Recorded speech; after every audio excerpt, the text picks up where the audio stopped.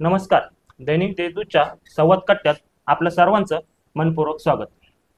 आपला 15 ऑगस्ट रोजी आपण स्वातंत्र्य दिन साजरा करत आहोत. हा आपला 19वा स्वातंत्र्य दिन आहे. या 19व्या स्वातंत्र्य दिन साजरा करताना याच्या मागे बरंच हा स्वातंत्र्य ज्यावेळेस भारत 1947 रोजी स्वतंत्र झाला, त्या स्वातंत्र्य काळापासून तर आतापर्यंत बऱ्याच घडामोडी घडलेल्या आहेत.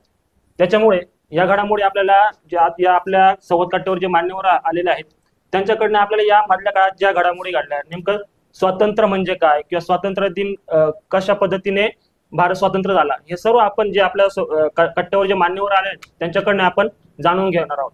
आपल्यासोबत आज कट्ट्यावर आले आहेत रावसाहेब पोटे सर, जे माजी निवृत्त अधिकारी आहेत, पोलीस अधिकारी आहेत. त्यानंतर प्राध्यापक मोहन पवार सर, ते KSKW सिडको महाविद्यालयाचे प्राध्यापक आहेत.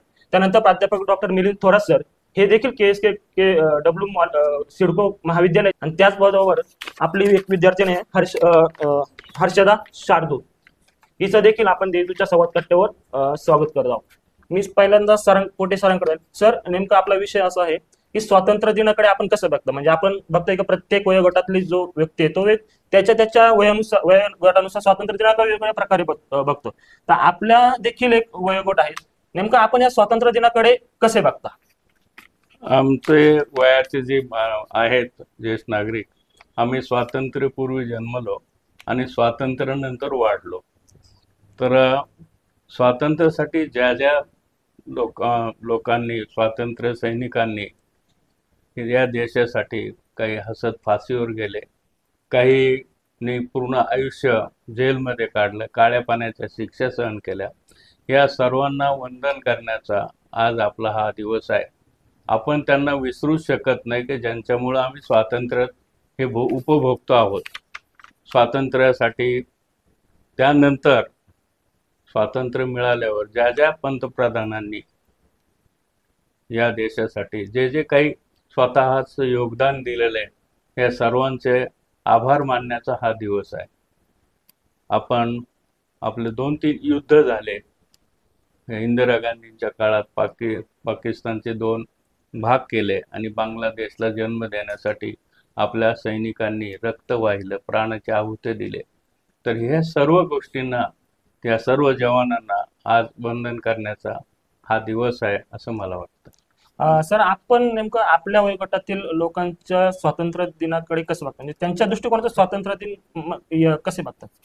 आता असं आहे की 1947 मध्ये स्वातंत्र्य मिळालं आणि आमची पिढी जी आहे ती स्वातंत्र्यानंतर जन्मलेली पिढी आहे. परंतु शालेय शिक्षणामध्ये, महाविद्यालयीन शिक्षणामध्ये स्वातंत्र्याची चळवळ किंवा ज्याला आपण राष्ट्रीय चळवळ म्हणतो ते आम्ही अभ्यासली आणि त्यामधून आम्हाला स्वातंत्र्याच्या संदर्भातला जो संपूर्ण पट आहे चळवळीचा तो अभ्यासाला मिळाला. आणि ह्या सगळ्या काळाचा अभ्यास करत असताना की आमच्या पूर्वजांनी ह्या स्वातंत्र्य मिळवण्यासाठी किती कष्ट घेतलेले आहे, किती यातना भोगलेल्या आहेत, तर याची सदैव आठवण आमच्या मनामध्ये असते. आणि स्वातंत्र्याच्या या चळवळीमधून जी काही मूल्य आलेली आहेत त्या मूल्यांची आठवण ठेवण्याचा प्रयत्न आमची पिढी करते आणि त्याप्रमाणे वागण्याचाही प्रयत्न आमची पिढी करत असते. आणि आम्ही जो काही अभ्यास केलेला आहे चळवळीच्या इतिहासाचा तो सर्वांपर्यंत पोहोचवण्याचा आणि योग्य पद्धतीने पोहोचवण्याचा आमचा प्रयत्न असतो.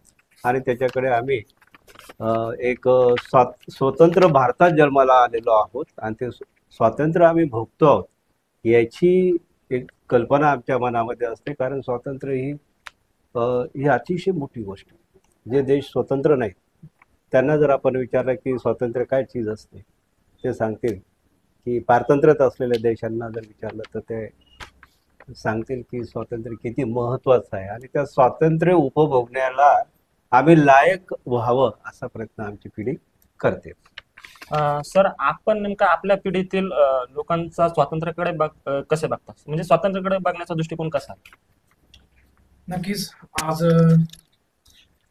भारताला स्वातंत्र्य प्राप्त झाल्यानंतर आपण दरवर्षी हा स्वातंत्र्य दिन साजरा करीत असतो.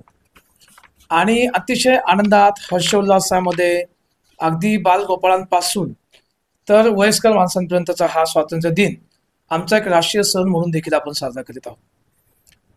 इतिहासाच्या दृष्टिकोनातून बघायचं झालं तर जसं आम्हाला माहितीच आहे की डॉक्टर बाबासाहेब आंबेडकर असं म्हणतात की गुलामाला गुलाम असल्याची जाणीव करून द्या म्हणजे तो बंड करून उठेल. आणि आपल्यावरती 150 वर्ष सुमारे इंग्रजांनी राज्य केलं आणि आम्ही पारतंत्र्यामध्ये होतो. हा जर संपूर्ण आपण जर टप्पा बघितला ऐतिहासिक दृष्टिकोनातनं खऱ्या अर्थानं तर आमच्या देशभक्तांनी किंवा देशासाठी प्राणार्पण केलेल्या नेत्यांनी जो काही लढा दिला, जो काही संघर्ष दिला, त्या संघर्षाचा आणि लढ्याचा आज आपण त्याचं आत्मचिंतन करणं आणि त्यांच्या संघर्षाला पुन्हा एकदा उजाळा देणं या दृष्टिकोनातून आजचा हा दिवस खूप महत्वाचा आहे. मग यामध्ये अगदी सुरुवातीला जेव्हा आपण असं म्हणूयात की राष्ट्रवादाची संकल्पना उदयास आली 1857चा उठावाच्या कालखंडापासून, तर त्या उठावाच्या कालखंडापासून एक एक टप्प्यांवरती आपल्या स्वातंत्र्य चळवळीचा इतिहास देखील बघणं खूप महत्वाचं आहे. मग पुढे जाऊन राष्ट्रीय काँग्रेसची स्थापना असेल, लाल बाल पाल आणि यांचं योगदान असेल, त्यांच्यानंतरच्या कालखंडामध्ये महात्मा गांधीजींचं गांधी युग असेल, हा संपूर्ण प्रवास अतिशय संघर्षमय प्रवास आहे. म्हणजे मवाळ, जहाल आणि अतिजहालवादी या सर्वच लोकांनी आता नामोल्लेख करायचा झाला तरी आपल्याला बराच वेळ घ्यावा लागेल, पण मेन स्ट्रीम ज्या आहेत आपल्या वैचारिक मवाळ, जहाल आणि अतिजहालवादी तर यांच्या कर्तृत्वामुळेच आज आपण हा स्वातंत्र्याचा दिवस अनुभवत आहोत. त्या दृष्टिकोनातून प्रत्येक भारतीयानं इतिहासाचं स्मरण करावं आणि खऱ्या अर्थानं जी लोकशाही स्वातंत्र्यानंतर आपल्याला या ठिकाणी मिळालेली आहे ती स्वातंत्र्याची नंतर मिळालेली लोकशाही आपण मजबूत आणि बळकट करण्यासाठी योगदान देणं महत्वाचं आहे. दीदी, तू तुझ्या वयोगटातील जे मुली आहेत किंवा मुलं आहेत यांच्या दृष्टिकोनातून स्वातंत्र्याकडे कसे बघते? स्वातंत्र्याकडे म्हणजे 15 ऑगस्ट यस. तर 15 ऑगस्ट कडे आम्ही या दृष्टीने बघतो की देशप्रेम व्यक्त करण्याचा दिवस. म्हणजे पण ते देशप्रेम फक्त झेंड्याला वंदन करूनच केलं पाहिजे असं काही नाहीये. तर ते आपण वेगवेगळे म्हणजे स्वच्छता अभियान असतील किंवा वेगवेगळ्या कृतीतून ते देशप्रेम व्यक्त झालं पाहिजे. म्हणजे समजा झेंडावंदनासाठी जर विद्यार्थी जात आहेत, महाविद्यालयीन विद्यार्थी जात आहेत आणि झेंडावंदन करून बाहेर निघून जर गाडीवरून ते सिग्नल तोडतायत तर ते देशप्रेम नाहीये. देशप्रेम खरं तेव्हाच होईल जेव्हा ते जे काही नियम आपल्याला संविधानाने लावून दिलेत एक भारतीय नागरिक म्हणून जेव्हा ते पाळू तेव्हा ते खरं देशप्रेम होईल. आणि मग हे देशप्रेम एका दिवसाचं नसून ते वर्षभरासाठी किंवा कायमचं होईल. सर, मी पुन्हा एक आपल्याकडे येऊ इच्छितो. या 79 वर्षाच्या कालखंडात बऱ्याचपैकी भारताने ज्यावेळेस भारत स्वतंत्र झाला त्यावेळेस भारतात कमी जमीन होती, भारत एवढ्या क्षेत्रात प्रगतशील सुद्धा नव्हता. पण तेव्हापासून ते आतापर्यंत भारताने भरपूर IT क्षेत्र असेल किंवा वेगवेगळे क्षेत्र असेल खूप प्रगती केलेली आहे. यामध्ये त्यावेळेसचे म्हणजे महात्मा गांधी असतील, लालबहादूर शास्त्री असतील, या जे मोठाले नेते होते यांनी भरपूर योगदान दिलेले आहे. तर आता या वर्षीची जी थीम आहे 15 ऑगस्ट ती विकसित भारत ही थीम आहे. आपण भारतात पण विकसित दृष्टिकोनातून वाटचाल करतोय. त्या काळात पण बऱ्याचपैकी क्रांत्या घडल्या, बऱ्याचपैकी तंत्रज्ञान पुढे आले. आपल्या कालखंडात म्हणजे आपल्या वयाच्या कालखंडात नेमकं IT क्षेत्रात पण क्रांती केली होती. अशी काही एक आपली आठवण आहे की त्या काळातली का ज्या भारताने क्रांती केली होती? असं बघा, ज्या वेळेला आपल्याला स्वातंत्र्य मिळालं तर पंतप्रधान पहिले आपले पंडित जवाहरलाल नेहरू होते. त्यावेळेला भारतात टाचणी पण बनत नव्हती. त्यानंतर प्रत्येक पंतप्रधानांनी योगदान दिलेलं आहे, प्रत्येक नागरिकांनी राष्ट्रासाठी योगदान दिलेलं आहे. ज्या ज्या वेळेला आपल्यावर संकट आले, देशावर संकट आलं, त्यावेळेला सर्वच पक्षांनी राज्यकर्त्यांचा पाठिंबा, एकमुखी पाठिंबा दिलेला हा सर्वात मोठा गुण आपल्या नागरिकांचा, देशाचा आहे. आणि हे जे सांगितलं सरांनी की 1857 पहिलं स्वातंत्र्यासाठी जो लढा सुरू झाला ते एकदम बरोबर आहे. आणि त्याआधी हे जे बीज रोवलं जिजाऊंनी रोवलं, जिजाऊ माता, राष्ट्रमाता जिजाऊ, त्यांनी आपल्याला स्वातंत्र्य, आपलं राज्य असावं म्हणून शिवरायांना, शिवाजी महाराजांना त्यांनी बालपणापासून बालकडू दिलं आणि खरं आपलं स्वतःचं राज्य भारतीय राजाचं राज्य त्यावेळेला आणि सर्वांसाठी चांगलं राज्य जे होतं ते त्यांचं होतं. बाकी बऱ्याच ठिकाणी आपल्याकडं आपण हुकुमशाहीनं तोंड दिलं. 700 वर्ष मोगलांनी राज्य केलं, 150 वर्ष इंग्रजांनी राज्य केलं. परंतु स्वातंत्र्यानंतर जे काही घडत आलेलं आहे, आपण टाचणीपासून आता अनुभवापर्यंत आपण तयार केलेले आहेत. आपल्याकडे स्वतःची विमानं होऊ लागलेली आहेत. आपल्याकडे शस्त्रास्त्र स्वतः आपण निर्यात करतोय दुसऱ्या देशांना. एवढी प्रगती झालेली आहे. आपण या स्वातंत्र्यासाठी एक पण केला पाहिजे, एक आपण वचन दिलं पाहिजे.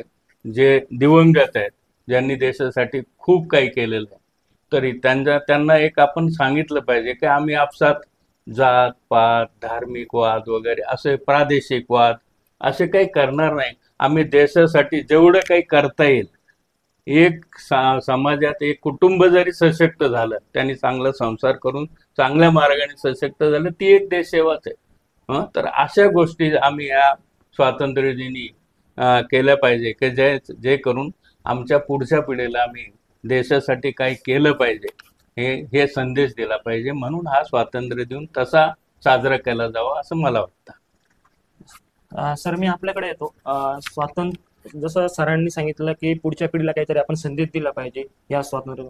आपण पुढच्या पिढीला काय सांगू इच्छिता, काय संदेश द्याल? पुढच्या पिढीला मी असंच म्हणेल की स्वातंत्र्य मिळवण्यासाठी खूप प्रयत्न करायला लागलेले.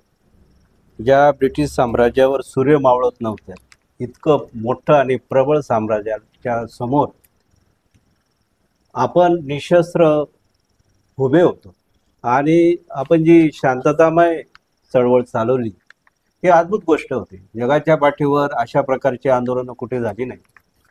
आणि त्या आंदोलनाचं फलित, आणि बघा गंमत अशी आहे की आपली राज्यघटनेमध्ये ज्या काही गोष्टी नमूद केलेल्या आहेत, आपली जी मूल्य आहे, आजची आधुनिक मूल्य आहे, ती ह्या स्वातंत्र्य चळवळीच्या कालखंडातून निर्माण झालेली, इव्हॉल्व झालेली आहे. ठीक आहे, अशी झाली आणि आपण स्वीकारली नाही. स्वातंत्र्य चळवळ चालू असताना आपल्या नेत्यांनी नुसती चळवळ चालवली, आंदोलन केलं असं नाही, विचाराचं मंथन पण केलं. आणि त्या विचारातून की आपल्याला स्वातंत्र्य मिळाल्यानंतर आपण कुठले मूल्य लोकांसमोर ठेवणार आणि काय करणार, तर त्यामध्ये लोकशाही हे मूल्य त्या चळवळीतून पुढे आलेलं आहे. सरांचाच मुद्दा, पोटे सरांचा, की आपण धर्म वगैरे हे पळू नये, सर्वांना समान लेखावा. तर धर्मनिरपेक्षता हे मूल्य त्या चळवळीतून पुढे आलेलं आहे. समता हे मूल्य आलेलं आहे आणि सर्वांगीण सर्व घटकांचा विकास हे मूल्य आलेलं आहे. त्यामुळे आपल्या लोकशाहीचं जे मूल्य आहे, त्याचं जे महत्त्व आहे, ते आपल्या पिढीने समजून घेतलं पाहिजे. आपली स्वातंत्र्य चळवळ ही केवळ आपल्यापुरती मर्यादित होती असं नव्हे. आपल्या स्वातंत्र्य चळवळीचा आदर्श आफ्रो आशियाई राष्ट्रांनी पण घेतला. म्हणजे महात्मा गांधींना, नेल्सन मंडेलांना प्रवृत्त केलेला आहे. अगदी अमेरिकन नागरी हक्काची चळवळ जी आहे काळ्या लोकांची, महात्मा गांधींपासून प्रेरणा घेऊन मार्टिन लुथर किंग याने ती चळवळ चालवलेली आहे. आफ्रिकेतले लोक, आज तुम्ही आफ्रिकेत जा, दक्षिण आफ्रिकेमध्ये महात्मा गांधी भारतात येण्याच्या आधी दक्षिण आफ्रिकेत होते आणि तिथल्या हिंदी नागरिकांना जो काही अधिकार नाकारला गेलेला होता, मुवमेंटचा अधिकार असेल, लग्न करतानाही परवाना घ्यावा लागायचा, तर त्या सगळ्या गोष्टींच्या विरोधामध्ये त्यांनी आंदोलन ते यशस्वी केलं आणि भारतात 30 सूत्र घेऊन त्यांनी ते आंदोलन केली. हे आजच्या पिढीने वाचलं पाहिजे. आजच्या पिढीने हेही वाचलं पाहिजे की आता असं आहे की सोशल मीडियाच्या माध्यमातून इतिहास जाणून घेण्याचा प्रयत्न होतो, व्हॉट्सअपच्या माध्यमातून इतिहास जाणून घेण्याचं, तर ते फेक नॅरेटिव्ह असतं. पुस्तकं वाचली पाहिजे.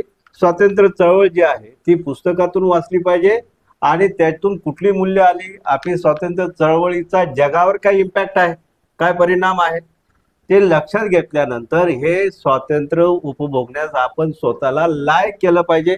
आपले जे विद्यार्थिनी हर्षदा म्हणाले की एका दिवसापुरतं आपण करायचं आणि बाहेर आल्यावर सिग्नल तोडायचा, हे असं नाही. हां, मी हेच म्हणेन की तुम्हाला देशप्रेम व्यक्त करण्याच्या, राष्ट्रनिष्ठा दाखवण्याच्या अनेक प्रकार असतात. हां, गरिबांच्या प्रती तुम्ही कणवळू असलं पाहिजे, बरोबर आहे. तुम्ही नियम तरी किमान पाळले पाहिजेत. व्यवस्थित पाळली पाहिजे, हेही एक राष्ट्रप्रेम आहे की नाही? शाळा चालवल्या पाहिजे, हेही एक राष्ट्रप्रेम आहे. राष्ट्रप्रेम म्हणजे देशभक्तीपर गीतं गाणे आणि तो दिवस मनवणे आणि सोशल मीडियावर स्टेटस ठेवणे असं नाही. तर ते प्रत्यक्ष त्या दिवशी वाचन करणे स्वातंत्र्य चळवळीचं, त्यातून आलेल्या मूल्यांचा अभ्यास करणे आणि ती मूल्य आपण जगतो का, आपण फॉलो करतात का? मग त्याच्यामध्ये अभिव्यक्ती स्वातंत्र्याचं मूल्य आहे, विचार स्वातंत्र्य, भाषण स्वातंत्र्य, ते त्याची गळचेपी होते का, हे आजच्या पिढीने पाहिलं पाहिजे. आणि व्हॉट्सअपच्या माध्यमातून येणाऱ्या इतिहासाच्या ऐवजी प्रत्यक्ष ग्रंथ वाचन करून ही सगळी चळवळ, आणि कारण या चळवळीचा संपूर्ण जगावर मोठा इम्पॅक्ट झालेला आहे, आणि म्हणून मला असं वाटतं की वाचन वाढवलं पाहिजे आणि ते मूल्यांचं पालन या पिढीने करावं, पुढच्या पिढीने त्याकडे त्या पद्धतीने बघावं असं मला वाटतं.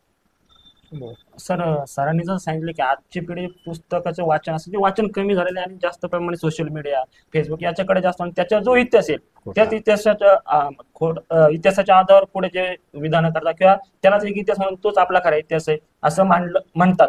तर नेमका आपण जी पिढी आहे, पुढची पिढी, भविष्यातले जे अधिकारी वर्ग असेल, जे घडणारे भविष्यात IAS IPS अधिकारी होणार असतील, त्यांना आपण काय सांगाल नेमकं, त्यांना आपण काय संदेश द्यायला स्वातंत्र्य दिनाच्या निमित्ताने? नक्कीच हा अतिशय महत्वाचा मुद्दा आहे. याचं कारण असं आहे की मुळातच इतिहास म्हणजे काय, तर इतिहास म्हणजे ज्या घडलेल्या घटना आहेत त्यांचा सविस्तरपणे आणि सखोल पद्धतीने अभ्यास करणं. पण हा अभ्यास कशाच्या आधारावरती करतो आपण, तर हा अभ्यास आपण तथ्यांच्या आधारावरती करतो. योग्य ती तथ्य असली पाहिजे, ज्याला आपण ऐतिहासिक भाषेमध्ये प्राथमिक साधनं असं म्हणतो. ती साधनं असतील प्राथमिक, आणि त्या आधारावरती जर समजा ग्रंथांची रचना, पुस्तकांची मांडणी केली असेल, तर असं आपलं वाचन असायला हवं. त्याच्या ऐवजी जर समजा सोशल मीडियाच्या माध्यमातून तथाकथित इतिहासकार किंवा प्रचारक एक प्रकारचे इतिहासाचे, ते जर त्या इतिहासामध्ये विकृतीकरण करून जर समजा काही मांडणी करत असतील, आणि ती झालेली मांडणी व्हॉट्सअप, इंस्टाग्राम सारखे, फेसबुक सारख्या या माध्यमातून आपल्यापर्यंत पोहोचत असेल आणि तोच खरा इतिहास म्हणून जर आपण गृहीत धरणार असू, तर मूळ इतिहासापासून आपण दुसरीकडे जातो. यासोबत होतं काय, आपले हक्क काय, कर्तव्य काय, हे सुद्धा आपल्याला समजत नाही. आणि खऱ्या अर्थाने स्वातंत्र्य कुणी मिळवून दिलं, कशासाठी मिळवून दिलं, याच्यामध्ये आपली गफलत व्हायला सुरुवात होते. जसं सरांनी सांगितलं आता, मोहन पवार सरांनी, की अभिव्यक्तीचा मुद्दा आहे ना तिथे, तो पण एक खूप महत्वाचा मुद्दा आहे. म्हणजे जर आम्हाला आमच्या अधिकार आणि कर्तव्यच कळत नसतील, तर आम्ही योग्य ती अभिव्यक्ती करू का? मग ते स्वातंत्र्य आम्हाला आमचं जपलं पाहिजे. मग याची सांगड कोणाशी जोडेल, तर नक्कीच इतिहासाशी आणि मूळ इतिहासाशी. नाहीतर आज समाजामध्ये नवीन नवीन चित्रपट पण येत आहेत, आणि त्या चित्रपटांच्या माध्यमातून तर मूळचा इतिहासाचं पूर्णपणे बदलला जात, म्हणजे बराचसा तो बदलून जाऊन वेगळाच इतिहास, काहीतरी विकृत इतिहास आपल्या समोर येतो. आणि जणू काही चित्रपटाच्या थिएटरमध्ये मोठ्या पडद्यावरती घडणारी घटना ही अशीच्या अशीच जणू काही तिथं घडलेली होती. आता शेवटी चित्रपटांमध्ये काय असतं की चित्रपट दाखवण्यासाठी काही घटना थोड्या अतिरंजित पद्धतीने मांडल्या जातात, पण हा फरक एक उत्तम वाचक आणि एक प्रेक्षक याला तो करता आला पाहिजे. त्याच्यासाठी इतिहासाचं वाचन हे अतिशय डोळसपणे असलं पाहिजे. आणि हेच या स्वातंत्र्य दिनाच्या निमित्ताने मी सांगेन. सरांचाच मुद्दा घेऊन फक्त त्यांना ऍड करतो की सर, आज सर्वात महत्वाची गोष्ट आहे आपल्या तरुण पिढीला, त्यांना लोकशाही म्हणजे काय ह्याचं काही भान नाही, ते लक्षातच येत नाही. लोकशाही आणि त्याच्याबरोबर धर्मनिरपेक्षता, समाजवाद, नंतरच्या काळामध्ये इंदिरा गांधींनी ते तत्व आपल्या राज्यघटनेमध्ये समाविष्ट केले. म्हणून आज आपण सगळ्या गोष्टी या ज्या बघायला मिळत आहेत, सर्वांगीण विकास असेल, सर्व घटकांचा विकास झाला पाहिजे. तरी याचा विद्यार्थ्यांनी निश्चितपणे अभ्यास केला पाहिजे असं मला वाटतं. मला वाटतं एक विद्यार्थिनी म्हणून याच्यावरती थोडा आणखी प्रकाश टाकेल कदाचित. मला एक प्रश्न असाच होता का मला एक प्रश्न असा होता, ती इतिहासाची विद्यार्थिनी आहे, आणि जसं सरांनी सांगितलं का लोक इतिहास न वाटता किंवा पूर्वीच्या स्वातंत्र्य मिळण्यासाठी आपल्याला काय काय संघर्ष करावा लागला हे न जाणून घेतात, एक व्हॉट्सअपच्या माध्यमातून किंवा इतर सोशल मीडियाच्या माध्यमातून तो इतिहास घेतात, त्यालाच आपण हेच आपलं स्वातंत्र्य किंवा याच लोकांनी योगदान दिलं, बाकीच्या काही असं म्हटलं जातं. एक इतिहासाची विद्यार्थी म्हणून किंवा एक युवा वर्ग म्हणून तू काय सांगू शकतील तुझ्या पिढीला? माझ्या पिढीला मी इतकंच सांगेल की जो इंस्टाग्राम असेल किंवा फेसबुक म्हणजे सोशल मीडियाच्या प्लॅटफॉर्मवरती जे काही इतिहास फॉरवर्ड केला जातो तर तोच ऐकून पिढी म्हणजे तेच ठरवते जसं सर बोलले.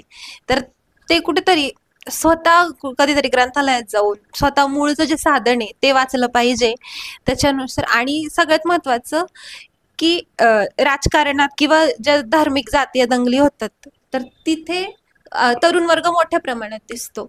तर तो का दिसतो तर याचमुळे दिसतो की हा फॉरवर्ड केलेलाच इतिहास तो वाचतो, मूळ इतिहास वाचत नाही. Exactly. आणि म्हणून त्या दंगलींमध्ये तरुण वर्ग मोठ्या प्रमाणात दिसतो. आणि दुसरी महत्वाची गोष्ट, राजकारण आपण म्हणतो की वाईट क्षेत्र आहे, पण तिथे खरं तर ह्याच सुशिक्षित तरुणांनी गेलं पाहिजे. म्हणजे कारण की राजकारणावरूनच देशाची जी व्यवस्था आहे ती म्हणजे ती सुव्यवस्था राखली जाणार आहे. तर एवढंच म्हणेल मी.